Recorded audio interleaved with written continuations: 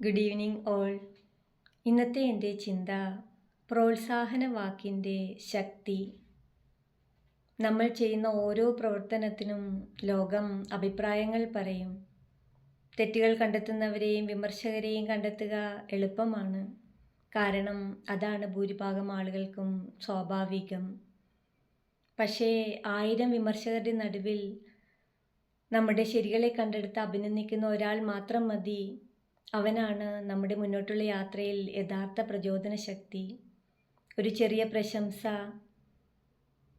ഒരു സത്യമായ പ്രോത്സാഹനം, ഇവയൊക്കെ വാക്കുകൾ മാത്രമല്ല, നമ്മുടെ ജീവിതയാത്രയ്ക്ക് ഊർജം പകരുന്ന ഇന്ധനമാണ്. ജീവിതത്തിൽ വിജയിക്കുന്നവർ ആരാണ്? വിമർശനത്തിൽ തളരാതെ ആ ഒരു പ്രോത്സാഹന ശബ്ദത്തെ കാതോർത്ത് മുന്നോട്ട് പോകുന്നവരാണ്.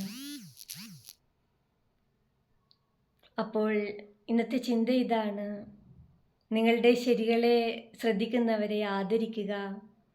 നിങ്ങളെ വിശ്വസിക്കുകയും ഉയർത്തുകയും ചെയ്യുന്നവരുടെ കൈപിടിക്കുക.